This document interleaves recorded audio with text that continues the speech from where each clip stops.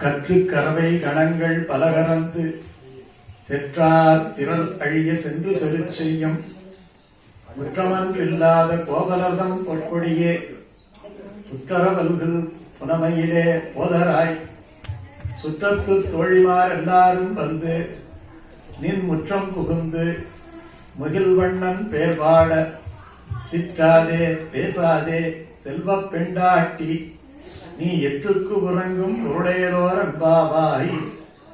திருப்பாவையினுடைய 11வது பாட்டு. இந்த 11வது பாட்டிலே ஒரு ஆழ்வாரை எழுப்புகின்றாள். இதுல ரொம்ப முக்கியமான ஒரு விஷயம் என்னன்னா, இந்த கடைசியில இருக்கக்கூடிய வரி, எற்றுக்கு உறங்கும் பொருள். எது பொருள்? வாழ்க்கைக்கு எது பொருள்? இது முக்கியமான ஆராய்ச்சி. ஒருவன் எது அர்த்தம் என்று நினைக்கின்றானோ அந்த அர்த்தத்தை நோக்கிதான் அவனுடைய கவனம் செல்லும். அது அவங்க முடிவு பண்ணிக்க வேண்டிய விஷயம்.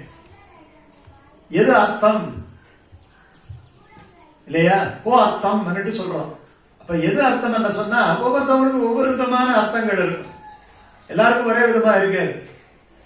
திருப்பாவில போய் அன்மயம் பண்றது ஒருத்தவங்களுக்கு அர்த்தமா இருக்கும், இன்னொருத்தவங்களுக்கு வேற பொருள் கூட இருக்கும். யாருமே பொருள் இல்லாம ஒரு விஷயத்தை செய்யறது கிடையாது. ஒரு விஷயம் நீங்க செய்யும் பொழுது அவங்களுக்கு அதுல ஒரு ஈடுபாடு இருக்கும்.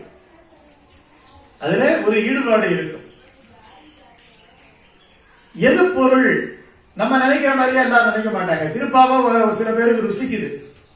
திருப்பாவை பாடுறதுங்கிறது ருசிக்குது. திருப்பாவையில பஜனையில உட்கார்றதுங்கிறது சந்தோஷமா இருக்கு, ஒரு பொருளா தெரியுது அவங்களுக்கு இல்லையா? எல்லாருக்கும் அது தெரியுதா?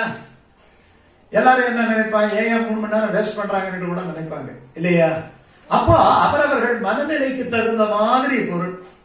ஒரு துறவி இருந்தார். அந்த துறவி எல்லாருக்கும் நல்ல ஹித உபதேசம் பண்ணிட்டு இருந்தார். அவர்கிட்ட ஒருத்தவர் போனார். அவன் பெரிய பிசினஸ் மேக்னெட். அவன் எப்ப வந்தாலும் என்ன பண்ணுவான்னா, எனக்கு நேரமே இல்லைம்மா. எங்கெங்க எனக்கு நேரம்? ஐயா அந்த சாமியை பார்க்க கூடாதா, இங்க போக கூடாதா, இங்க போக கூடாதா, ஒரு 10 நிமிஷம் உபன்யாசம் கேட்க வரக்கூடாது. ஐயா நான் ரொம்ப பிஸியா இருக்கிறேன், எனக்கு எங்க அந்த வியாபாரத்தை விட்டு வர முடியுது, அங்க உறவினர்களை விட்டு வர முடியுது, ஏதோ ஒன்று சொல்லுவோம். அப்ப அவன் என்ன நினைக்கிறான்னா, இந்த மாதிரி உபன்யாசம் எல்லாம் வேலை இல்லாதவன் செய்யறது இல்லையா? அவருக்கு வேலை, ஏன்னா அவருக்கு அது அர்த்தம், இவங்களுக்கு இது அர்த்தம். அர்த்தங்கள்ங்கிறது மாறுபடும் இல்லையா? அப்ப அவருக்கு பெரிய அர்த்தம் அது. அப்ப சொல்லி நமஸ்காரம் பண்ணாராம். இதை சொல்லும் பொழுது ஒரு நாள் அந்த துறவி சொன்னாராம், நீ என்னை இனிமே நமஸ்காரம் பண்ணாத, நான் உன்னை நமஸ்காரம் பண்றேன். நான் இப்படி மாத்தி சொல்றாரு, பெரிய குருமாரி ஒரு போய் நமஸ்காரம் பண்ணா மாத்தி சொல்றாரு அப்படின்னு நினைக்கும் பொழுது அவன் சொன்னா, ஏன் இப்படி சொல்லலாமா நீங்க? நான் இல்ல அதுதான் சரியா இருக்கும் போல இருக்கு. யோசனை பண்ணி பார்த்தா நீ என்ன நமஸ்காரம் பண்றதை விட நான் உனக்கு நமஸ்காரம் பண்றதுதான் கரெக்டான ஒரு செயலா இருக்கும் போல இருக்குன்னாராம். உடனே இவருக்கு ஒன்றும் விளங்கலையே. நான் வேணா சொல்றேன், எது பெரிய பொருள்? என்ன எனக்கு புரியலையே நீங்க கேட்கிற கேள்வி அப்படின்னாராம். இல்லப்பா, 2 விஷயம் வச்சுக்கோ. உன்னுடைய வியாபாரம், அதுல வரக்கூடிய செல்வம் இல்லையா? நீ 1 மணி நேரம் கடையில உட்காராட்டி போனா உனக்கு லாஸ் ஆகிடும். அந்த மாதிரி எல்லாம் இருக்கு வியாபாரம் எல்லாம் இல்லையா? ஆடு இல்லாட்டி போனா மொத்தமா போயிடும். அவ்வளவு லாபம் வரக்கூடியது. 10 கடைகள் இப்படி எல்லாம் பிசினஸ் பண்றவங்க இருக்கிறாங்க இல்லையா? அவர் பொய்யா ஆகணும், அதுதான் அவருக்கு. அப்போ 2 விஷயம் கேட்டார். உலகத்திலேயே இறைவன், இறை பக்தி, இதெல்லாம் ஒரு விஷயமா வச்சுக்கோ. இது ஒரு பக்கம். இப்படி ஒரு கூட்டம் இருக்கு. எப்ப பார்த்தாலும் 24 மணி நேரமும் காசு பணம் அப்படின்னு நினைச்சுக்கிட்டு வியாபாரம் மேல மேல அப்படின்னு ஒரு கூட்டம் இருக்கு. அப்போ லோகாயத்தம் அப்படி வச்சுக்கீங்க. லோகாயத்தம் சொல்லக்கூடிய உலகியல் செயல்கள், இந்த பிரச்சனைகள். இப்ப 2 சொன்னார். ஒண்ணு உலகியல், ஒண்ணு இறைவன். இப்ப இறைவன் பெரும்பொருளா இல்ல உலகியல் பெரும்பொருளா அப்படின்னு அவர்கிட்ட கேட்டார். அவர் சொன்னார், என்ன சாமி இப்படி நீங்களே கேட்கலாமா? எப்படி இருந்தாலும் இதெல்லாம் சிற்றின்பம், சிறிய பொருள்கள் தான். இறைவன் தானே பெரியவன். அதனால பெரிய பொருள் இறைவன். எட்டுக்குறங்கும் பொருளே நம்பாவாங்கிறதுக்காக சொல்றேன்.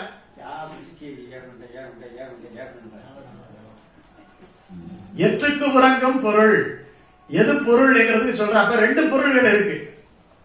ஒண்ணு இறைவன், என்ன ஒண்ணு உலகியல் பொருள்கள். இப்ப 2 பொருள்கள் இருக்கு. அப்படின்னு சொன்ன. எது பெரும் பொருள் அப்படின்னு கேட்கும்போது அவர் சொன்னார், இதுல சந்தேகம் என்ன இருக்கு, இறைவன் தான் பெரும் பொருள். சரி, இப்ப நான் இன்னொரு கேள்வி கேட்கிறேன். பெரிய பொருளை துறக்கின்றவன் பெரிய துறவியா, சின்ன பொருளை துறக்கின்றவன் பெரிய துறவியா அப்படின்னு நினைக்கிறேன். பெரிய பொருளை துறக்கின்றவன் பெரிய துறவி, சின்ன பொருளை வேண்டாம் என்று நினைக்கிறவன் சின்ன துறவி, இல்லையா? ரைட். இப்ப நான் என்ன பண்றேன், சின்ன பொருளெல்லாம் வேணாம்னு சொல்லிட்டேன், இல்லையா? எனக்கு உலகியல் வேண்டாம், அது வேண்டாம், இது வேண்டாம் அப்படின்னு நான் உட்காந்துங்க சாமியாரா உட்காந்துக்கிட்டு உனக்கு என்ன நான் இதோபதேசம் பண்ணிருக்கிறேன். நான் சின்ன பொருளை துறந்தவன், அப்ப நான் சின்ன துறவி, இல்லையா? ரைட். ஆனா நீ என்ன பண்ற, எனக்கு நேரமே கிடையாது கடவுளை பாக்குறதுக்கு, 10 நிமிஷம் நல்ல விஷயத்தை கேட்கறதுக்கு நேரமே இல்லை அப்படின்னுட்டு நீ பெரிய பொருளான இறைவனையே துறந்து விட்ட. அப்ப பெரிய பொருளான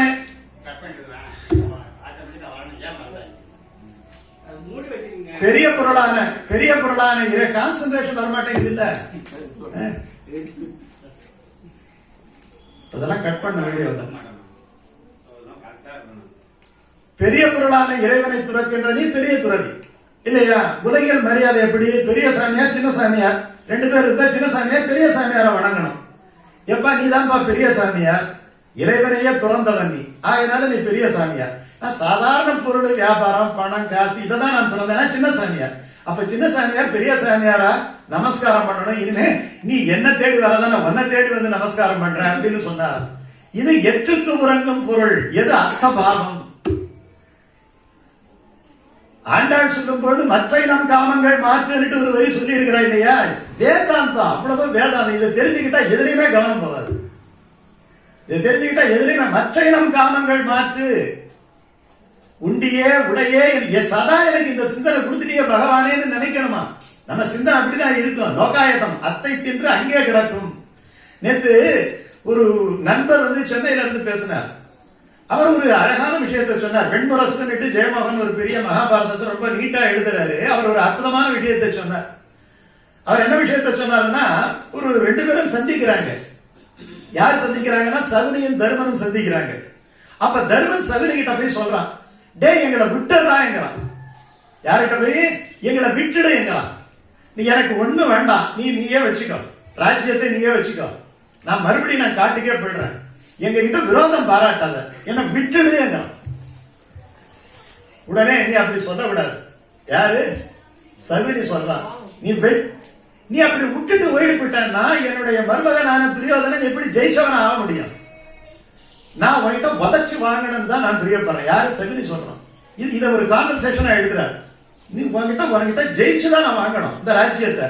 நீ கோழைத்தனமா விட்டுட்டு போறேன்னா அப்படி கிடையாது. நான் உன்னை மண்டையை உடைக்கணும், உன் ராஜ்யத்தை வாங்கணும், உன்னை வந்து அலை கழிக்கணும், அதுதான் என்னுடைய லட்சியம். யாரு? சகுனி சொல்றான். ஏன் அந்த வன்மம் என்கிறான்? வன்மமா இருக்கிறது தான் என்னுடைய தர்மம் என்கிறான். வன்மமா இருக்கிறது தான் என்னுடைய தர்மம். என்னுடைய இயல்பை மாற்ற முடியாது, என்னுடைய இயல்பை மாற்ற முடியாது. நீ சண்டை போட்டுதான் அவனை, சண்டை படாம அவனை விடவே மாட்டான். ஒரு படம் ஒன்று வந்தது பாத்தீங்களா? அவர் விஜயகாந்த் வந்து போலீஸ்ல இருந்து திருப்பி வந்துருவாரு, இந்த பேச்சா வேண்டான்ட்டு வந்துருவாரு. அப்ப அவருடைய எதிரி சொல்லுவான், பன்னீர்செல்வம் நீ மறுபடியும் போலீஸ்காரனா தான் வரணும் இருந்தாரு இல்லையா, போலீஸ்காரனா வரணும், அவனை ஜெயிக்கணும் இருந்தாரு இல்லையா. இது ஒரு வன்மம். இந்த வன்மத்தை கான்வர்சேஷன் சொன்னார். அப்ப நான் சொன்னேன், இது என்னங்க பெரிய விஷயம், அவ்வளவு கான்வர்சேஷன் இதுல வேண்டியது இல்ல. எங்க ஆழ்வார் ஒரே வரியிலே இதை சொல்லிட்டாருன்னா எப்படி சொன்னாருன்னா, அத்தை தின்று அங்கே கிடக்கும், அத்தை தின்று அங்கே கிடக்கும். அவனுடைய கர்ம வாசனைகள் எப்படி இருக்கிறதோ அதன் பிரகாரம் தான் அவனுடைய கவனம் எல்லாம் போகும். அந்த பொருள் மீது நம்ம ஆசைப்படுறோம்னா இந்த 5 புலன்களும் நம்ம அதை பிடிச்சு இழுக்குது, நம்ம வெளியில வர முடியல. அது நம்ம பாவம் கிடையாது இல்லையா? அதாவது 5 குமைக்க ஒரு ஆளா இருந்தா தப்பிச்சு வெளியில வரலாம். எவ்வளவு பலவானா இருந்தாலும் 5 பேர் பிடிச்சு அமுக்கலாம்னா அவன் என்ன பண்ண முடியும்? நம்மள அந்த மாதிரி சதா 5 பேர் பிடிச்சு அமுக்கலாம். கண்ணு ஒரு பக்கம் அமுக்குது இல்லையா, செயல்கள் ஒரு பக்கம், புத்தி ஒரு பக்கம், எல்லாம் சேர்ந்து நமக்கு அழுத்தினா நம்ம எப்படி வெளியில வர முடியும்? நம்ம தான் ருசி காமிச்சாச்சு. இதை விட அது கரெக்ட் அப்படின்ட்டு இந்த இடத்துல என்ன ஆயிடுதுன்னா, நமக்கு இந்த ஞானம் என்று சொல்லக்கூடிய ஒரு விஷயம் செயல்படுறது கிடையாது. புலன்கள் செயல்படுகின்ற பொழுது ஞானம், நம்ம புலன்களையே ஞான விஷயமாக செயல்படுத்த வேண்டும் என்கிறார் ஆழ்வார். எப்படி புலன்களையே எப்படி செயல்படுத்தணும்? ஞான விஷயமா செயல்படுத்தணும். புலன்களை ஞான விஷயமா செயல்படுத்தணும்னா இங்க எழுதி வச்சிருக்கிறா இல்லையா? காது திருமால் சேர் கேளாத செவி என்ன செவியே, எப்பயும் காதுல பெருமாள் நாமத்தையே போடு, வாயால எப்பயும் பெருமாள் நாமத்தையே, வாய் எல்லா வேலையும் தான் பார்க்கும். ஆனா நீ பழக்கு, ஒரு மாட்டை பழக்கிற மாதிரி பழக்குங்கிற, அப்படியே இருந்தா உங்களுக்கு வந்துருங்கிறார், ஆட்டோமேட்டிக்கா வந்துருங்கிறார். நான் இதான் ஒரு விஷயமா சொன்னேன். ஒரு நல்ல விஷயத்திலே ஈடுபட்டு விட்டால், நல்லா தெரிஞ்சுக்கங்க, நல்ல விஷயத்திலே ஈடுபட்டு விட்டால் மனசு கொஞ்ச நாள் கழிச்சு கெட்ட விஷயத்துல ஈடுபடாது. அது கொண்டுதான் வழி. அதை போய் நம்ம அழைக்கவே முடியாது. இப்போ சனிக்கிழமை பஜனைக்கு இப்ப எல்லாம் ஒரு 4-5 பேர் வரோம், ஒரு 10 பேர் வரோம், இதை வச்சுக்கீங்களா? இப்ப அவங்களுக்கு வராட்டி போனா ஒரு மாதிரியா இருக்கும். இது எப்படி வந்தது? ஆரம்பத்தில இருந்தே வந்ததா? வரல. இப்ப இவர் வர்றாரு, அவர் வர்றாரு, எப்படி வர்றாரு? சரி, சனிக்கிழமை இன்னைக்கு ஆட்டோமேட்டிக்கா செட் ஆயிடுச்சு, மைண்ட் செட் ஆயிடுச்சு. ஏன் அந்த நேரத்துல வேற வேலை பார்க்கலாம் இல்லையா? பார்க்க மாட்டாங்க. அதே மாதிரி பஜனை, அதே மாதிரி திருமண். நான் தான் சொன்னேன், திருமண் ஆரம்பத்துல போடுறவங்களுக்கு திருமண் போட்டுதான் ஆகணுமான்னு தோணும். போட்டு பழகிடுச்சுன்னா இப்போ உங்களுக்கு என்ன ஆயிடும்னா, ஒரு 1000 ரூபாய் கொடுக்குறேன்னு சொன்னா கூட நீங்க திருமண் போடாம இருக்க மாட்டீங்க இல்லையா? ஏன்னா ஒரு அசூயா தெரியும். உண்மையா பொய்யா? அதுதான் உலகியம். நம்ம பகவத் விஷயத்துல பழக்கங்கிறது தான் திருப்பாவை. ஒரு மாசம் எதுக்கு விட்டு வச்சிருக்கிறாங்க? 12 மாசத்துல ஒரு மாசம் போ செட் ஆயிடும். செட் ஆன பிறகு பிடிக்க முடியாது. இப்ப திருவாராதனம் பண்றாரு, திருவாராதனம் எப்படி ஆரம்பத்துல இருந்தா பண்றாரு? கிடையாது. அவருக்கு செட் ஆயிடுச்சு. இப்ப அதை விட சொன்னாலும் விட மாட்டாரு. இதுதான் நல்லதுக்கும் கெட்டதுக்கும். நல்லதை எப்படி விட முடியாது, அப்படியே கெட்டதை விட முடியாது. கெட்டதை விடணும் என்று சொன்னால் நல்லதை பிடித்துக்கொள், மற்ற நம் காமங்கள் மாற்று ஆசையை அழியிட்டே சொல்லலாம் ஆண்டாள். எனக்கு இந்த உலகியல் பொருள்கள் இருக்கிற ஆசையெல்லாம் தூக்கி பெருமாள் மேல வச்சுடாங்கிற. ஏன்னா அது நிரந்தரமான ஒரு விஷயம் இல்லையா? அங்க கொண்டு போய் வச்சுடா. இது என்ன? இது பிரச்சனை, எப்ப பார்த்தாலும் பிரச்சனை தானே. நீங்க ஒரு வீட்டுக்கு போன உடனே எல்லாம் போன உடனே அவன் எப்படி இருக்கிறான், இவன் எப்படி இருக்கிறான், அவன் சரியில்லை, இவன் சரியில்லை, இதுதானே சொல்றான். வருது. நான் ஏதோ இது உலகியல் சொன்ன குற்றம் அன்று இல்லாத கோபாலர்தான் பொற்கொடியே. என்ன குற்றங்கிறதுக்கு விளக்கம் இந்த இடத்துல வருது. நீ பேசுனா பிரச்சனை தான் அது இல்லையா? ஆனா நீங்க போகும்போது அங்க பேசுகின்ற பொழுது, நான் உடுப்பிக்கு போனேன், பெருமாள் அப்படி இருந்தார், அந்த இதுக்கு போனேன், திருவாலி திருநகரிக்கு போனேன், திருமங்கையாழ்வார் அப்படி இருந்தார், இந்த பேச்சு பேசுனா பிரச்சனை வருமா? வராது. எப்ப பிரச்சனை வரும்னா, நம்ம உலகியல் விஷயங்களை பேசும்போதுதான் பிரச்சனை வரும். ஏன் உலகியல் விஷயத்தை பேசணும்? அது பேசி அவங்க தீக்க போறாங்களா? அதிகம் தான் படுத்துவாங்க. நீங்க எங்கேயாவது 2 பேர் சேர்ந்து பேசி தகராறு இல்லாம இருந்திருக்கா? ஏதாவது மன அமைதி கிடைச்சிருக்கா? அப்ப மன அமைதி கிடைக்காத ஒரு விஷயத்தை நீங்க ஏன் வீட்டுக்கு வீடு போய் பேசணும்? அதனாலதான் இதுக்கு பேர் சத் சங்கம். இதுக்கு பேர் என்னன்னு சொல்றது? சத் சங்கத்துக்கு வாங்க. சத் சங்கத்துக்கு வந்தா நிம்மதியா இருக்கும். ஏன்னா இங்க யார் மேலேயும் குறை கிடையாது. குறையில்லாத பகவானை பற்றி பேசுவதால நமக்கு எந்த விதமான அப்செக்ஷனும் கிடையாது இதுல இல்லையா? அவனை பத்தியே பேசுறோம். எல்லா நலன்களும் உடையவன், நம்ம மேல குறை சொல்ல முடியுமா? சொல்லவே முடியாது. இதுதான் இந்த பொருள். எற்றுக்கும் அது அப்படி ஒரு பொருளையே நினைத்த 2வது ஆழ்வார் பேயாழ்வார். பேயாழ்வாரை எழுப்புகின்ற பாசுரம் இது. பேயாழ்வாரை அவருக்கு பக்தி விசேஷம் அப்படின்னு சொல்லுவாங்க. பக்தியில அதாவது ஞானம், பக்தி, வைராக்கியம் 3 பொருள் இருக்கு. ஞானம், பக்தி, வைராக்கியம் 3 பொருள் இருக்குது இல்லையா? இதுல முதல் பொருள் இடைப்பொருள், கடைப்பொருள். உடம்புல பாத்தீங்கன்னா 3 பகுதி இருக்கு. மேல் பகுதி, கீழ்பகுதி, நடுவுல ஒரு பகுதி இருக்கு. அந்த பகுதி எந்த பகுதின்னு யாராலையும் சொல்ல முடியாது. நீ வயிறா இடையாங்கிறது தெரியுது. இடையிட்டு ஒரு இடத்தை கரெக்டா காமிக்கவே முடியாது. இடையில இருக்கிற பகுதி இடை, அவ்வளவுதானே தவிர இந்த இடம் மட்டும் இடையிட்டு எல்லாம் சொல்ல முடியாது. ஏன்னா இரண்டையும் இணைப்பது இடை. அப்ப ஞானத்தையும் பக்தியையும் இணைக்கின்ற பகுதி எது? என்ன? இடைப்பகுதி இல்லையா? அதனாலதான் புற்றரவல்கள் புனமையிலே என்று சொன்னார். புற்றரவல்கள் புனமையிலே என்று சொன்ன இடையில் இருக்கக்கூடிய அழகான ஒரு பக்தி என்கிற விசேஷத்தை உடைய அர்த்தம். அதுக்கு உள்ள அர்த்தம் போதராய், இங்கே போதராயே. யார்? அவங்க அப்பா பெரியாழ்வார் இந்த போதராய்ங்கிற வார்த்தையை பயன்படுத்துறார். அந்த வார்த்தை எடுத்து ஆண்டாளும் பயன்படுத்துறார். போதராய் என்ன அர்த்தம்? போதராய் என்ன அர்த்தம்? எழுந்து வான்னு அர்த்தம் இல்லையா? போதராய்னா இங்க எழுத்து வா அப்படின்னு அர்த்தம். போதராய். சுற்றத்து தோழிமார் எல்லாரும் உன்னுடைய சுற்றம் இருக்குது இல்லையா? எல்லாம் வந்துட்டாங்க. தோழிமார் எல்லாம் அவங்களுக்கு ஃப்ரெண்ட்ஸுங்க தான். உலகமே அவங்களுக்கு நட்பு தான். இது யாரு காட்டினது? ராமன் காட்டினான் இல்லையா? எல்லாரையும் நட்பு உறவோடு இருக்கணும்ங்கிறத முதல்ல சாஸ்திரத்துல காமிச்சது சாட்சாத் ராமபிரான் தான். யார்கிட்டையும் விரோதம் கிடையாது. எல்லாருக்கும் எனக்கு நண்பர்கள் தான். எல்லோரும் எனக்கு நண்பர்கள் தான். அதிகமா பழகிற நண்பர்கள், அதிகமா பழகாத நண்பர்கள் வித்தியாசம் இருக்கலாமே தவிர எல்லாரையும் எனக்கு நட்பு தான். இது கம்யூனிஸ்ட்ல எல்லாம் சொல்லுவாங்க தோழரே பாங்க. அது நிஜமா சொல்றாங்களா கம்மியா, அது வேற விஷயம். ஆனா அந்த வார்த்தை நம்ம ஏற்கனவே பயன்படுத்துற வார்த்தை தான். யாரு? ஆண்டாள் பயன்படுத்த வார்த்தை தான். இன்னைக்கு இவங்க சொல்றாங்க என்ன தோழா சௌரியமா, அன்னைக்கே சொன்னா சுற்றத்து தோழிமா. எல்லாரும் அவங்களுக்கு ஃப்ரெண்ட்ஸ் தான். எல்லாரும் வந்து ஒருத்தி விடல, எல்லாரும் வந்து ஒருத்தி இருந்தாலும் விரதம் ஆயிடும். எல்லாரும் வேணும். ஒரு கோஷ்டினா எல்லாரும் இருக்கணும். எல்லாரும் சேர்ந்தாதான் அதுக்கு பேர் கோஷ்டின்னு அர்த்தம் இல்லையா? சுற்றத்து தோழிமார் எல்லாரும் வந்து நின் முற்றம் புகுந்து, உன்னுடைய வீட்டு வாசல்ல முகில் வண்ணன் பேர்பாடு. அதுதான் நான் சொன்னேன். என்ன அர்த்தம்? ஒருத்தி 4 பேர் கூடணும்னா, நீ எண்ணெயில மெட்ராஸ்ல இருந்து வந்தா உனக்கு இடுப்பு வலிக்குதா, கை வலிக்குதா, கால் வலிக்குதா, இந்த மாதிரி யாராலையும் தீர்க்க முடியாது. அதெல்லாம் டாக்டர் பார்த்துட்டு வந்திருப்பாங்க. அங்க என்ன நடந்தது? ஒரு நல்ல பாசனம், இந்த பாசனத்தை இதை சொன்னாங்க, இப்படி இருக்கலாம் அப்படி இருக்கலாம் என்னட்டு தெரியாததை தெரிய வைத்து ஞான விஷயங்களை பேசுவது. இந்த விஷயம் தான் முற்றத்துல பேசணுமா? முற்றம் என்ன? திண்ணையில உட்கார்ந்து பேசணுங்கிறாங்க. திண்ணையில உட்கார்ந்து வேற கதையெல்லாம் பேசாத. இது ஆண்டாள் காட்டிய வழி. சுற்றத்து தோழிமார் எல்லாரும் வந்து நின் முற்றம் புகுந்து, உன்னுடைய வீட்டு வாசல்ல என்ன பண்றாங்க? முகில் வண்ணன் பேர்பாட. முகில் வண்ணன் கருணைக்கு கடலாக இருக்கக்கூடிய அந்த நீலமேக சியாமளனாகி அவனுடைய பெருமைகளை பாட வேண்டும். எவ்வளவு அழகான விஷயத்தை சொல்றான். எது விவகாரம், எது விவகாரம் இல்லை. எது செஞ்சா மன அமைதி, எது செஞ்சா மன அமைதி கிடையாது. எது செஞ்சா சந்தோஷமா இருக்கும், எது செஞ்சா சந்தோஷமா இருக்கு. சந்தோஷத்துக்கு தானே வழி காமிக்கிறா. முகில் வண்ணன் பேர்பாட தெய்வத்தினுடைய இப்போ உட்கார்ந்து கேட்கிறோமோ கேட்கலையோ இல்லையா, கொஞ்சம் லைட்டா தூக்கம் கொட்டாவி வந்தாலும் கூட கேட்கிறோமா இல்லையா? இது நல்ல விஷயம். இந்த விஷயத்துல ஒரு பிரச்சனையும் கிடையாது இல்லையா? இதே உட்கார்ந்து நம்ம வேற கதையை பேசுறோம், அரசியல் கதை பேசுறோம், அவன் அப்படி இப்படி இதெல்லாம் போட்டுக்கிட்டு இருக்கிறான் வாட்ஸ்அப்ல. வாட்ஸ்அப்ல என்ன பண்றான்?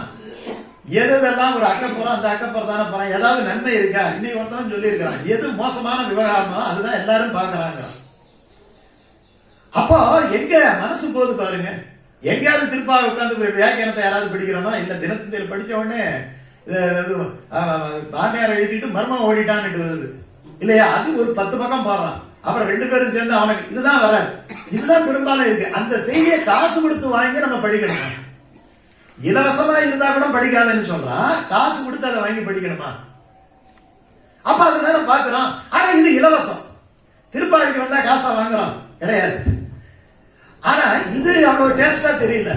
ஆனா அந்த செய்தி எல்லாம் டேஸ்டா தெரியுதுன்னா நம்ம மனசு கெட்டு போயிருக்குன்னு அவ்வளவுதான். நம்ம மனசு கெட்டு போயிருக்குன்னா நமக்கே தெரியும் பொழுது கெடாம இருக்கிறதுக்காக கொஞ்சம் முயற்சி பண்ணணும் இல்லையா? அது இன்னும் கெடட்டும் அப்படின்னுட்டு டிவி வச்சுக்கிட்டு அதையே பாக்குறதால என்ன விஷயம் இருக்கு? ஒரு விஷயம் கிடையாது.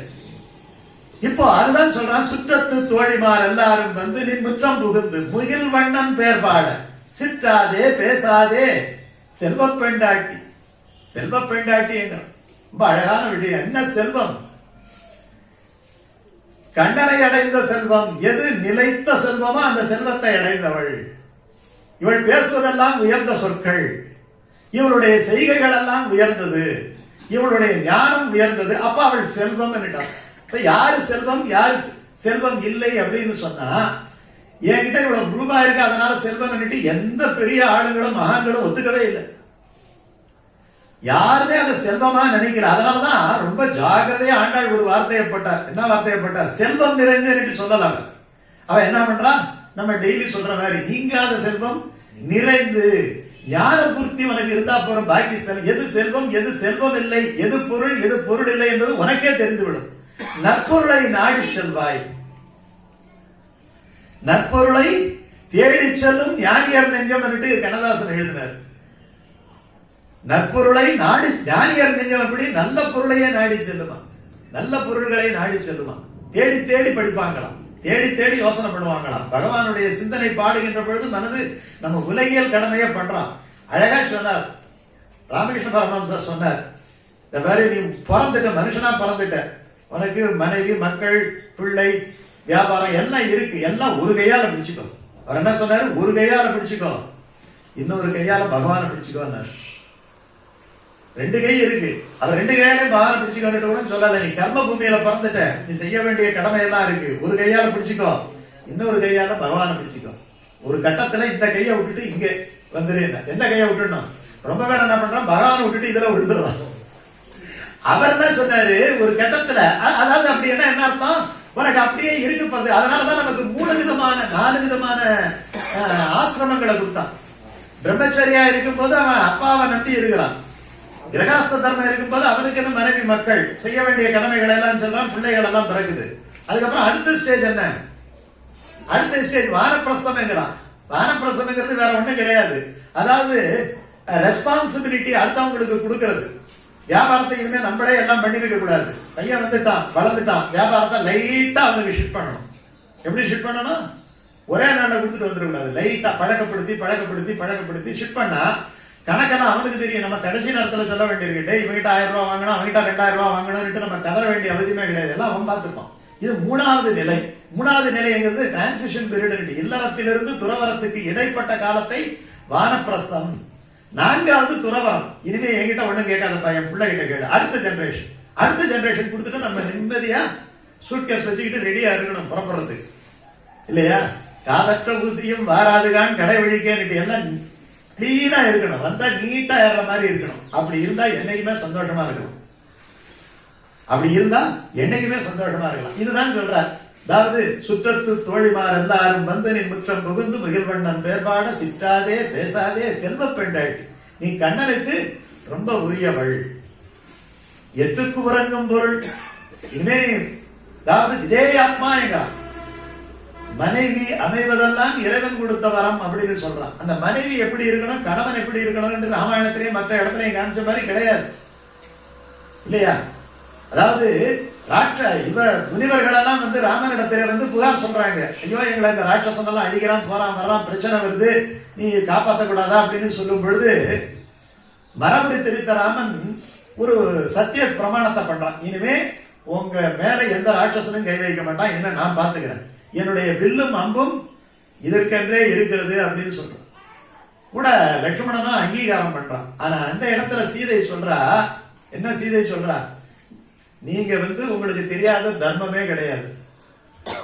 ஆனாலும் நான் அபலை நான் சொல்றேன், நமக்கு கைகை அனுப்புறது இங்க வந்து ஆழிசூழ் உலகமெல்லாம் பரதனை ஆட தாழிரும் சடைகள் தாங்கி தாங்கரும் தவமேற்கொண்டு பூழிவன் காணும் நண்ணி புண்ணிய துறைகளாடி 7 ஆண்டில் வான்னு சொன்னான். தாழிரும் சடைகள் தாங்கி தாங்கரும் தவமேற்கொண்டு, உனக்கு தவம் செய்யறதுக்கு தான் கைகையை அனுப்புனான். வில்லு மம்பு வச்சு சண்டை போடுறதுக்கு அனுப்புனான். நீ சண்டை போடுறேன்னு சொல்றியே, இது சரியா? நீ சண்டைன்னு போட்டா உனக்கு எதிரிகள் வந்து விடுவாங்க. எதிரிகள் வந்துகிட்டா பிரச்சனை பெருசா போகும். பிரச்சனை பெருசா போயிட்டா இந்த தவம் பண்ண முடியாது, நம்ம ஜாலியா இருக்க முடியாது, இந்த வனத்துல கஷ்டப்பட வேண்டிய ஒரு சூழ்நிலைய நீயே ஏன் ஏத்துக்கிற? யார் சொல்றது? சீதை சொல்றா. அப்படி சொல்லிட்டு ஒரு வார்த்தையை சொல்றா, நான் சொல்றேன்னுட்டு நீங்க எடுத்துக்காதீங்க, நீங்களே யோசனை பண்ணி பாருங்க, என்னுடைய கருத்து இது, நான் சொல்லக்கூடிய கருத்து இது, நல்லது கெட்டது மனைவியா இருக்கிறவங்க சொல்லி காமிக்கணும்னு. ஆனா அதை இன்சிஸ்ட் பண்ணக்கூடாது. டிசைடிங் அத்தாரிட்டி யாரு? அவன் தான், கூட போறதான். அப்போ ஒரு மனைவி ஒரு கணவன் என்பது எப்படி இருக்க வேண்டும்? அதனாலதான் இவளுக்கு செல்வ பெண்டாட்டி, செல்வமாக அமைந்த பெண்டாட்டி. ஒரு கணவனுக்கு இந்த மனைவி இருக்குது இல்லையா, பாசிட்டிவ் நெகட்டிவ் ரெண்டு இருக்கு. நம்ம சாஸ்திரத்துல பாசிட்டிவா அமைஞ்ச விஷயம் இருக்கு, நெகட்டிவா அமைஞ்ச விஷயம் இருக்கு, இல்லையா? மனைவி செல்வ பெண்டாட்டிங்கிறது ரெண்டு விஷயம், இல்லையா? மனைவியாலேயே ஞானியானவங்க இருக்கிறாங்க. எப்படி ஞானி ஆவாங்க? அவங்க தொல்லை பிறக்க முடியாம ஞானி ஆயிடுவாங்க. அப்படி ஒரு ரகம் இருக்கு. கூடவே இருந்து ஹெல்ப் பண்ணி ஞானி ஆக்கிறதும் இருக்கு. சரி, இது என்ன கதையானா கதை கிடையாது. எங்க இருக்கு? ராமானுஜர் காலத்துல இருக்கு. ராமானுஜர் ஒண்ணு சொன்னா அந்த அம்மா ஒண்ணு செய்வாங்க. அதனையே அவர் என்ன பண்ணாரு, எப்ப அவன் சங்காத்தமே வேணாம் என்னைக்கு எடுத்துட்டு போல இருக்குன்னு நினைச்சுக்கிட்டு அவர் என்ன பண்ணாரு, துறவி ஆயிட்டார், எதிராஜர் ஆயிட்டார். இப்படி ஒரு கதை இருக்கு. ஆனா அவருடைய சிஷ்யர் பாருங்க, யாரு? கூரத்தாழ்வான். கூரத்தாழ்வானும் கூரத்து ஆண்டாளும் பேரு. அவங்க ரெண்டு பேரும் 120 வருஷம் ராமானுஜரோட மூத்தவர் அவர். ஆனா அந்த கூரத்த ஆழ்வாரும் கூரத்த ஆண்டாளும் பாத்தீங்கன்னா அவ்வளவு அந்யோன்யமான ஒரு தம்பதிகளா வாழ்ந்தாங்க. அதுவும் அதே சாஸ்திரத்துல ரெண்டும் ஒரே விஷயம். யாரு? ராமானுஜருக்கு சீடர். குரு எப்படி இருந்தா ராமானுஜர் ரெண்டு பேருமே என்ன செல்வ பெண்டாட்டிகள் தான். ஒரு பெண்டாட்டி அப்படி, ஒரு பெண்டாட்டி இப்படி, ரெண்டு இருக்கு. ஞானத்தை எப்படி வேணாலும் ஞானத்தை தர. திருமங்கை ஆழ்வார் எடுத்துக்கங்க. திருமங்கை ஆழ்வார் ஞான புத்தி அடைஞ்சி அவ்வளவு பெரிய வாசனங்கள் எல்லாம் பாண்டதுக்கு யாரு காரணம்? யார் காரணம்? அவருக்கே பேரு திரு மங்கை ஆழ்வார் பேரு. திரு மங்கை ஆழ்வார். குமுதவல்லி நாச்சியார் தான் அதுக்கு காரணம். குமுதவல்லி நாச்சியார் வந்து கரெக்ட் பண்ணாட்டி போனா அவர் அப்படி கரெக்ட் பண்றதும் இருக்கு, கரெக்ட் பண்ணாததும் இருக்கு. யாரு கரெக்ட் பண்றாங்களோ அவங்க செல்வ பெண்டாட்டி. செல்வ பெண்டாட்டி அப்படி கண்ணனையே கரெக்ட் பண்ணக்கூடியவளாம். கண்ணனுக்கு ரொம்ப விசேஷமானவளா, கண்ணன் செல்வமாக நினைக்கக்கூடியவள், அந்த உறவு அவளுக்கு இருக்கு. அப்ப பேயாழ்வாருக்கு அப்படி சொல்றாங்க. அவர் இடையாழ்வார், புனமையிலே போதராய் மகாபலிபுரத்துல பிறந்தார் இல்லையா, கடற்கரை ஓரமா. பகவானுடைய அருளை பகவானுடைய விசேஷத்தை சொன்னாலே அவர் ஆட ஆரம்பிச்சிருவார். எப்படி மேகத்தை கண்ட மயில் ஆடுகிறதோ, முகில்வண்ணன் பேர்பாட புனமையிலே, முகில்வண்ணன் பேர்பாட கண்ணனை பற்றி பாடினால் இவருடைய எண்ணங்கள் எல்லாம் ஆடத் தொடங்கிவிடும். அவர் பக்தியிலே மூழ்கினவர். பக்தி தான் இடை, பக்தி தான் ஞானத்தையும் கொடுக்கும், பக்தி தான் ஞானத்தையும் கொடுக்கும், பக்தி தான் ஞானத்தையும் கொடுக்கும், பக்தி தான் ஞானத்தையும் கொடுக்கும், பக்தி தான் வைராக்கியத்தையும் கொடுக்கும். இது ரெண்டுத்துக்கு இடைப்பட்டுதான் பக்தி.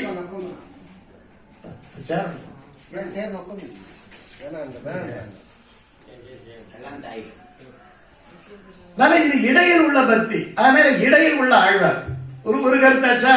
இரண்டாவது இடை என்பதற்கு என்ன காரணம்? 3 ஆழ்வார்களிலே இடையில இருக்கக்கூடிய ஆழ்வார் எந்த ஆழ்வார்? பேயாழ்வார், பொய்கை ஆழ்வார், பூதத்தாழ்வார். இது பூதத்தாழ்வாரை எழுப்புகள். பேயாழ்வார் தான் நிறுத்தி எழுப்பியாச்சா. இது பூதத்தாழ்வாரை எழுப்புற பாசனம். புனமையிலே போதாராய்ங்கிறதுக்கு வரியது. சுற்றத்து தோழிமார் எல்லாரும் வந்து நின் முற்றம் புகுந்து முகில்வண்ணன் பேர்பாட. இப்போ இந்த ஆழ்வாரை எப்படி எழுப்புறோம், இதுல என்ன கருத்து அப்படிங்கிறதெல்லாம் சொல்லியாச்சு. இப்ப ஆரம்பத்துல பாருங்க, கற்று கறவை கணங்கள் பல கறந்து செற்றா திரள் அழிய சென்று செரு செய்யும். கற்று கறவை, கற்று கன்று என்கிறதான கற்றுன்னுட்டு வருது. நகர ரகரமா போயிருக்கு. கன்று அப்படின்னா ஒரு பெரிய சைக்காலஜி இதுல இருக்கு. அதாவது டிவினிட்டியால எல்லா விதமான செடி கொடிகள் எல்லாம் நன்றாக வளருது அப்படின்ட்டு அவர் ஆராய்ச்சி பண்ணியிருக்கிறாங்க. இன்னைக்கு மியூசிக் தெரப்பின்னுட்டே அதுக்கு ஒரு தனியா ஒரு இருக்கு. நம்ம இதுலயும் பார்த்தோம்னா மியூசிக் தெரப்பின்னுட்டு தனியா ஒரு டிபார்ட்மெண்டே வச்சிருக்கலாம். யாரு? இந்த மகாத்மா காந்தி ஹாஸ்பிட்டல்ல பாத்தீங்கன்னா மியூசிக் தெரப்பின்னுட்டு வச்சிருக்கிறோம். இன்னைக்கு அதை பத்தி பெரிய ஆய்வுகள் எல்லாம் நடக்குது. இது மேல்நாட்டுல பண்ணிருக்கிறாங்க.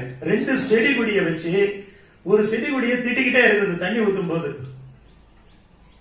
இன்னொரு செடி கொடியே ஏதாவது நல்ல பாட்டு பாடி ஒரு திருப்பாவா பாடி, அதுதான் சொல்றது. எப்படி சொல்றோம்? இது வேற விஷயமா நம்ம வைஷ்ணவத்துல வச்சிருக்கிறாங்க. வைஷ்ணவ நல்லா தெரிஞ்சவங்களுக்கு அது பிடிபட்டுடும். நம்ம என்னமோ அது பெரிய மலையில நினைச்சுக்கிட்டு செய்யாம இருக்கிறோம். நான் இதை திருப்பி சொல்லியிருக்கிறேன். ஒரு வீடியோவும் போட்டிருக்கிறேன். என்ன பண்ணணும்? விளக்கேற்றி வைக்கும் போது சமையல் அறையில ஒரு விளக்கேற்றி வைக்கணும். சின்னதா ஒரு கோலம் போட்டுட்டு தொடங்கணும். நமக்கு தெரிஞ்ச பகவான் நாமமா திருப்பாவைய பாடிக்கிட்டே சமைக்கணும். சமைச்சா அந்த உணவினால நமக்கு எந்த விதமான தோஷங்களும் வராது. ஆனா நம்ம ஆளுங்க எப்படி சமைக்கிறாங்க? அங்க இருந்தபடியே திட்டிக்கிட்டே தானே சமைக்கிறாங்க இல்லையா? அல்லது வேற ஏதாவது ஒரு விசேஷம், வேற ஏதாவது டிவியினுடைய சத்தம், ஏதோ ஒண்ணு. அப்போ ஒவ்வொரு அறைகளும் என்ன, அதனாலதான் ஒரு வீடுங்கிறது கோயில்னுட்டு சொன்னேன். அது பள்ளி அறை இல்லையா? அது அமுது செய்கின்ற திருவமுது சமைக்கின்ற அறை, மடப்பள்ளின்னு பேர். இது பள்ளி, அது மடப்பள்ளி. அந்த மடப்பள்ளி எப்படி முக்கியம் இருக்குன்னா, மடப்பள்ளி நாச்சியாரை பத்தி சொன்னா அது அவ்வளவு தூய்மையா இருக்கணும். அதே மாதிரி நம்ம சமையல் கட்டு தூய்மையா இருக்கணும். அதெல்லாம் ஒரு காலத்துல இருந்தது. எல்லாம் தொடச்சி கிடைச்சி வச்சு எல்லாம் பண்ணிக்கிட்டு இருக்க, அது நமக்கு சிஸ்டமேட்டிக்கா வரும். நம்ம இந்து சமயத்துல இருக்கக்கூடிய ஒரு விஷயம், பெண்களுக்கு மிகுந்த பொறுப்பு இருக்கக்கூடிய ஒரு விஷயம் இல்லையா? அதனால அந்த இடத்துல கற்று கறவை கணங்கள் பல கறந்து இந்த சாநித்தியம் இருக்கா. எதுக்காக இது சொன்னேன்னு சொன்னா, கண்ணனுடைய ஸ்பரிசத்தாலேயே, கண்ணனுடைய அந்த அன்பினாலேயே அந்த கண்ணன் என்ன பண்ணுவானா, கண்ணனுக்கு நித்திய சூரிகளை விட ஆயர்கள் வித்தியாசியம். வியாக்கியாதா கூட எழுதுறாரு. நித்திய சூரிகளை விட்டுடுவானா, யார்கிட்ட வருவானா? ஆயர்களை போய் பார்ப்பான். ஆயர் குல கொழுந்துன்னு சொல்றோம் இல்லையா? ஆனா ஆயர்களை விட, சுவாதந்திரியமுடைய ஆயர்களை விட ஆய்ச்சியர்கள் வித்தியாசம். அவங்கதான் மத்தினால் ஓசைப்படுத்த தைரரமம் கேட்டிலையோ பகவானுக்கு பிரசாதம் பண்றவங்க. ஆய்ச்சியரை விட ஆயர் குல சிறுமிகள் வித்தியாசம், செல்வ சிறுமீர்கள் அப்படின்னு சொல்றான் இல்லையா? செல்வ சிறுமீர்கள் வித்தியாசம் 3வது ஆயிடுச்சு. நித்திய சூரிகள் ஞானிகளை விட ஆயர்கள் முக்கியம், ஆயர்களுக்கு தான் பிரியாரிட்டி தருவான். ஆயர்களை விட ஆய்ச்சியர் முக்கியம், ஆய்ச்சியரை விட இந்த செல்வ சிறுமிகள் இல்லையா?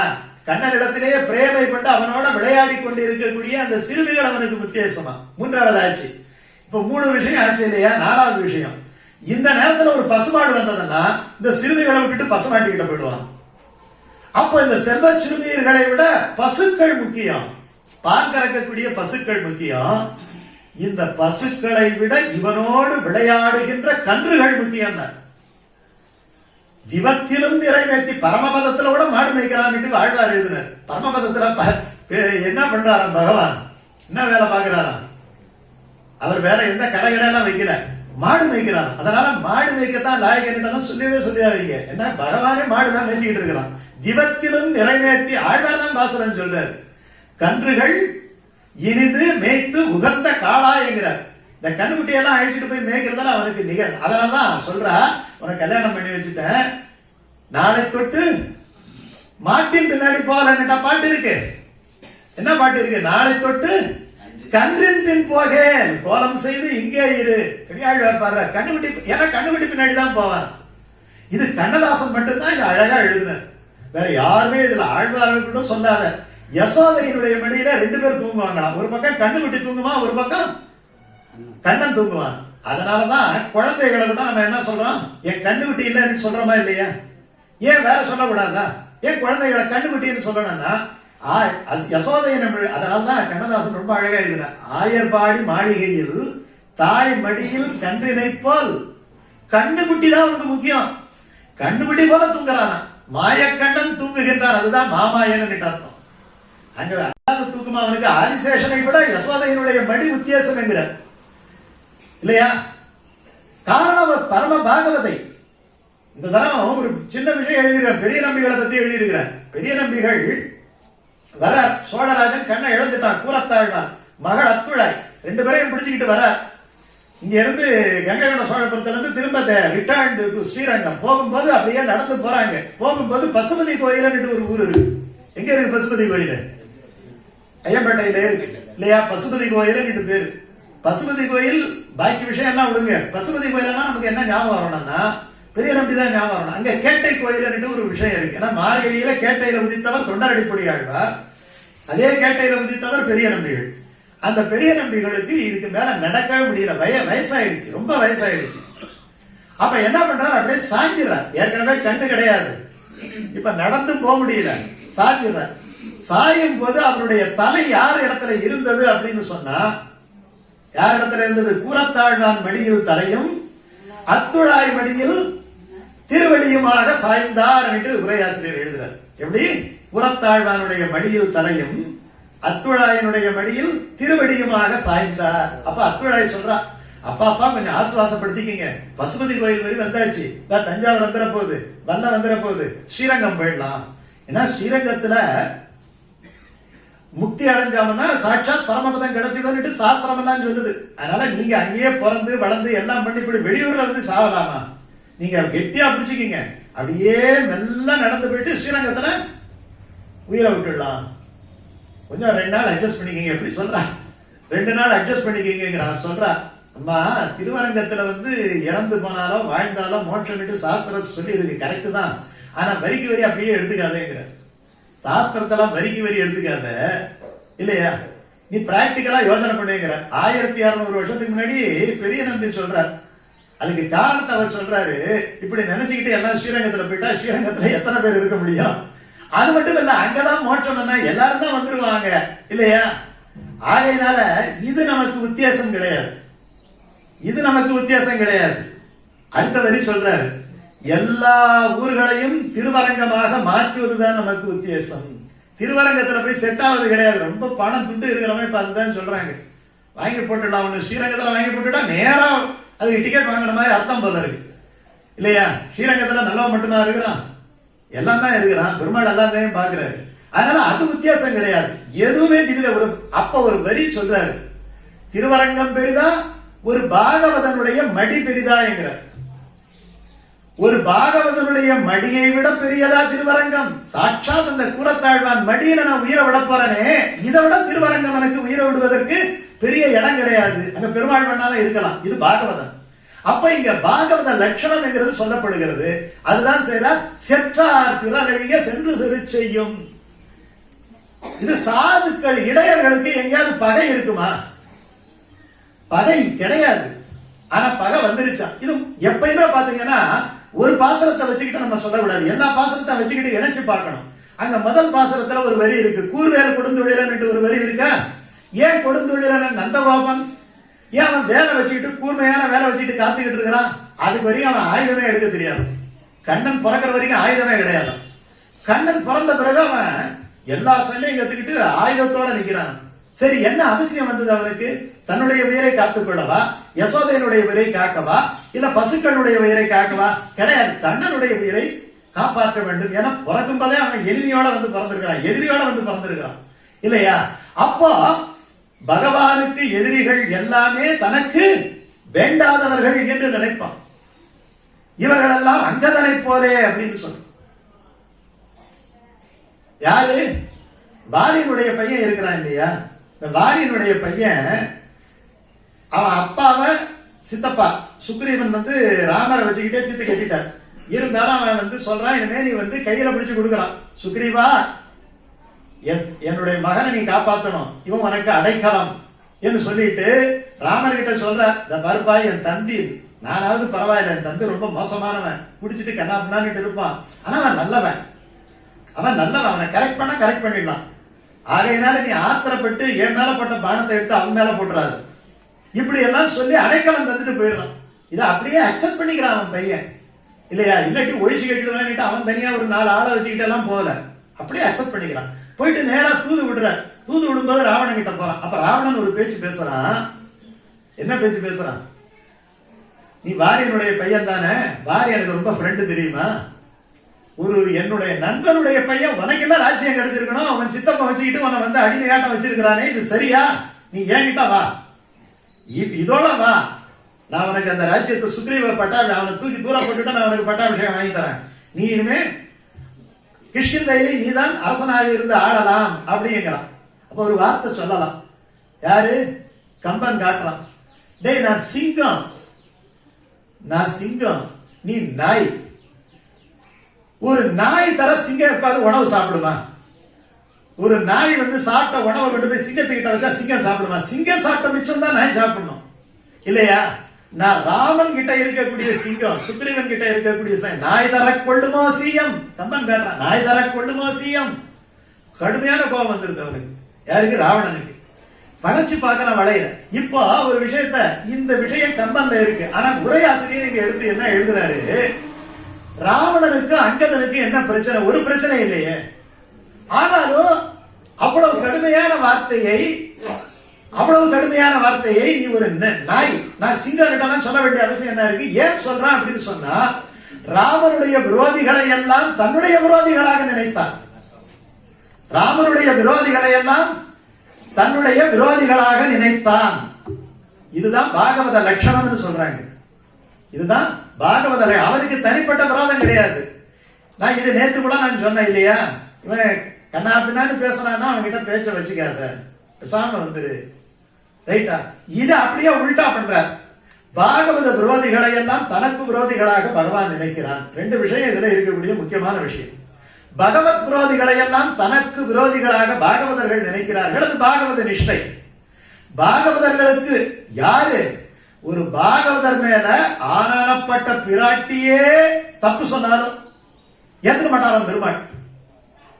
பிராட்டியே பிராட்டிக்கு கருணையே உருவானவள். அவ கூட இவன் போக்கு சரியில்லையேன்னு சொன்னா ஒத்துக்க மாட்டாராம். நீ பேசாம இரு, நான் விசாரிச்சுட்டு வரேன், டக்குன்னு நம்பிட மாட்டாராம். தன்னடியார் திறத்தகத்து தாமரையால் ஆகிலும் சிதகுரைக்கு மேல் என்னடியார் அது செய்ய. நீ தப்பா மிஸ் அண்டர்ஸ்டாண்ட் பண்ணிக்கிட்டு இருக்கிற. நீ அந்த வார்த்தையை மட்டும் வச்சுக்கிட்டு நீ பிடிச்சிக்கிட்டு தொங்குற வார்த்தை கிடையாது. அவன் ஏன் சொன்னான்னு பாரு, அவன் எதுக்காக சொன்னான்னு பாரு. நான் விசாரிச்சுட்டான் நல்லா. அவன் செஞ்சது சரியான காரியம். எப்படி குணங்களை தோஷங்களை குணங்களாக கொள்ளுவானுங்கிற தப்ப கூட ரைட்டா எடுத்து பாராம் பெருமாள். அவருக்கு ட்ரஸ்ட், நம்பிக்கை வந்துருச்சா? ஏன்னா கான்செப்ட் என்னன்னா, பகவானுடைய அடியார்கள் தப்பு பண்ண மாட்டாங்கிறதான் ஒரு முக்கியம் இல்லையா? ஒரு பகவானுடைய, ஏன்னா நம்ம நினைக்கிறோம் இவர் நாமம் போட்டுக்கிட்டு இதை போட்டுக்கிட்டு இதெல்லாம் தப்பு பண்றாரு, அவர் சும்மா நாமம் தான் போட்டுருக்கிறாரு, அவருக்கும் பகவானுக்கு சம்பந்தம் இல்லை, அது வேற விஷயம் இல்லையா? நீங்க அதை எடுத்துக்காதீங்க. ஒருவன் தவறு செய்யாமல் இருந்தாங்கன்னா ஆட்டோமேட்டிக்கா அவன் பகவானுடைய அடியாரை. அவர்கிட்ட போன பிறகு எப்படி தப்பு பண்ணுவான்? அதனால அவர் தப்பு பண்ற மாதிரி லோகத்துல தெரிஞ்சாலும் கூட, தப்பு பண்ற மாதிரி தெரிஞ்சாலும் கூட அது தப்பு கிடையாது. அவன் செய்யறது எல்லாமே ரைட்டு தான், அவன் சொன்னதெல்லாம் உண்மைதான்ங்கிற. இது வைஷ்ணவத்துல மட்டும் கிடையாது. சைவத்திலே இதுதான் இருக்கு இல்லையா? அபிராமி பட்டர் வந்து கேட்கும், சரபோஜி மன்னன் கேட்கிறான், இன்னைக்கு பௌர்ணமியா அமாவாசையா சொல்லியாங்கிறான். அன்னைக்கு நல்ல அமாவாசை. இவர் என்னமோ ஒரு சிந்தனையில, ஏன்னா அவர் பார்க்கும்போது அபிராமியினுடைய அந்த முகம்தான் அவருக்கு தெரியுது, அது கோடி சூரிய பிரகாசத்தோட இருக்கு. பிரகாசத்தை பார்த்தவனே இது பௌர்ணமின்னு சொல்லிடுற இல்லையா? அது பௌர்ணமி கிடையாது, அது அமாவாசை. ஆனா இப்ப இவன் பண்ணது தப்பு, தப்பா சொல்லிட்டார், புரியுதா? தப்பா சொல்லிட்டார். ஆனா தப்ப ரைட் ஆக்க வேண்டிய பொறுப்பு யாருக்கு? அபிராமிக்கு இருக்கு. அப்ப ஒரு பாகவதன் ஏதாவது ஒரு ஸ்லிப்பாய் சொல்லிட்டாலும் கூட அதை கரெக்ட் பண்ணிடுவார். பீஷ்மாச்சாரியார் உன்னை எப்படி பார்த்தாலும் உன்னை ஆயுதம் எடுக்காம விட மாட்டேன்னு சொல்றார் இல்லையா? நான் ஆயுதமே எடுக்க மாட்டேன், உன்னால முடிஞ்சா பாருங்கிற. ஆனா ஒரு கட்டத்துல அவர் அடிக்கிற அடி பொறுக்க முடியல. அர்ஜுனனை பாக்குறார், டெய்லி தாத்தான்னு பாக்குறியாடா, அப்படி சண்டை போறியே, எல்லாம் இன்னைக்கு ராத்திரியே கேரி பண்ணிடுவார் போல இருக்கு, மொத்தமா கேரி பண்ணிடுவார் போல இருக்கு, நீ நல்லா அம்பு விடுன்னா அப்பதான் ஆறு அமர போயிட்டு ஒவ்வொன்னா எடுத்து தாத்தாவை பார்த்து பார்த்து விட்டுட்டு இருக்கிறான். தூக்கி சாட்டையை தூக்கி போட்டுட்டு சக்கராதாயத்தை எடுத்துட்டு கிளம்புறாரு. அவர் ஏன் கிளம்புறாருன்னா அழிக்கிறதுக்கு கிளம்பலையா, அவர் சொல்லிட்டாரு. யாரு? பீஷ்மாச்சாரியார் சொல்லிட்டாரு, கண்ணா அவனை எப்படியாவது நான் ஆயுதம் எடுக்க வைப்பேன்னாரு. தான் பொய்யனா போகலாம், ஆனா தன்னுடைய அடியவருடைய பேச்சு பொய்யா கூடாது இல்லையா? அந்த மாதிரி ஒரு பெரிய பொறுப்பை எடுத்துக்கிறான். அதனாலதான் செற்றார் திரளழிய நின்னை செற்றார் என்னை செற்றார். சுக்ரீவன் எப்ப நண்பரா போனானோ அதுக்கப்புறம் அந்த இடத்துல ராமர் வாலிய பார்க்க கூட இல்லை, வாலியை விசாரிக்க கூட இல்லை. அப்ப சொல்லிட்டான், நான் அவனுக்கு ஃப்ரெண்டா போயிட்டேன், இனிமே உன் ஃப்ரெண்டெல்லாம் என் ஃப்ரெண்டு, உன்னுடைய எதிரி எல்லாம் என்னுடைய எதிரி, ஒரே அக்ரிமெண்ட்ல போட்டு எழுதிப்பட்டான். அதுக்கு காரணம் ஆஞ்சநேயர், அது தனியா இருக்கு பாத்துக்கலாம். ஆனா நின்னை செற்றார் என்னை செற்றார். செற்றார் திரளியன்னா பகவத் விரோதி கம்சனை அப்படி நினைக்கிறார்களா? கம்சன் கண்ணனுக்கு விரோதி என்பதனாலே கம்சன் இருக்கிற இடத்தை தேடி தைரியமா போய் சண்டை போடக்கூடிய அளவுக்கு என்ன பகவத் விரோதிகளை விட்டு வைக்க கூடாது என்கிற நிலையிலே இருக்கக்கூடியவர். அப்படிப்பட்ட ஒரு ஆயர் செல்வனுடைய தங்கச்சியா இந்த பொண்ணு. பொற்கொடியே, கொடியென படரும் இல்லையா? கோல் தேடி ஓடும் கொழுத்தது போன்றதே மால் தேடி ஓடும் மனம். கொடி குழுவம்பை நினைக்கும் இல்லையா? ஆவிக்கோர் பற்றுக்கும்பை. நம்ம மனுஷன் கையை பிடிச்சிக்கிறதுக்கு ஆளுங்க எல்லாம் இருக்கிறாங்க, மனுஷன் கையை பிடிச்சிக்கிறதுக்கு ஆளுங்க இருக்கிறாங்க. ஆவிக்கு ஆழ்வார் பாடுறார் இல்லையா? குழந்தை பாத்திரத்துல தளரா உடலம் சரிந்து போகும் போது என்னுடைய ஆவி அப்படியே குடத்துல இப்ப ஒரு பைப்ல தண்ணி விட்டது இல்லையா, அந்த மாதிரி குடம் உடைஞ்சு தண்ணி போற மாதிரி இந்த ஆவி போயிடுமா, லீக் ஆகும். அப்படி லீக் ஆகும் போது உயிர் போக போக போக எப்படி இருக்கும் நீங்க பாத்துருக்கீங்களா? இறக்கும் பொழுது எப்படி இறக்குமா, அப்படியே உட்கார்ந்துக்கிட்டு அப்படியே சாயறா இல்லையா? இந்த மாதிரி இது ஆழ்வார் பாடுறாரு, நான் சொல்லல, மெடிக்கலாவே பாடுறாரு. உயிர் அப்படியே மெல்ல வெளியேறுகின்ற பொழுது தலை சாய ஆரம்பிக்கும், அப்ப தாங்கி பிடிக்க வரமாட்டியாங்க. எனது ஆவி சரிந்து போகும் போது என்கிறார், எனது ஆவி சரிந்து போகும் போது அப்படியே படார்னு கீழே விழாதான், slowly it is going என்கிறார். சரிந்து போகும்போது ஒரு கட்டணம் அப்படியே சரிகிற மாதிரி, ஒரு மூங்கில் அப்படியே சாயிற மாதிரி இந்த தலை சாய்மா அப்ப போகும்போது வந்து என்ன பிடிக்க கூடாதாங்கிறார். அப்படிப்பட்ட அற்புதமான ஒரு பாசனம் இந்த பாசனம். ஒரு விஷயத்திலே நிறைய சொல்லக்கூடிய செய்திகள் நிறைய இருக்கு. ஒரு இடத்துல நான் நிறுத்திடுறேன், வேற வழி இல்லை இல்லையா? இல்லையா? ஆகையினால நிறுத்தக்கூடிய பாசனமே கிடையாது. அத்தபாவம் அப்படியே கொட்டி கிடக்கக்கூடிய பாசனம், எங்க தொட்டாலும் நமக்கு நியாயம். அதாவது இப்ப நான் கூட பாத்தீங்கன்னா யூடியூப்ல போட்டுக்கிட்டே இருக்கிறேன், டெய்லி ஒரு 8 நிமிஷம் போடுறேன். என்னுடைய 4வது பாசுரத்துக்கு 35,000 பேர் பார்த்திருக்கிறாங்க, 35,000 பேர் பார்த்திருக்கிறாங்க 4வது பாசுரத்தை. அதனால அது ஒரு பெரிய, அதுல நான் சொல்றது எல்லாமே உலகி. அப்பதான் ஒருத்தவர் என்கிட்ட போன் பண்ணி சொன்னார், பரவாயில்ல நீங்க வேதாந்தத்தை விட உலகிய நல்லா பேசுறீங்க அப்படின்னு சொன்னார். திருப்பாவையில நம்ம ஃபாலோ பண்ண வேண்டிய விஷயம் அவ்வளவு இருக்கு. மேனேஜ்மெண்ட்டுக்கான விஷயம், அட்மினிஸ்ட்ரேஷனுக்கான விஷயம், வாழ்க்கையை சந்தோஷமா நடக்கக்கூடிய விஷயம், கவலை இல்லாம இருக்கக்கூடிய அவ்வளவு திருப்பாவையில இருக்கு.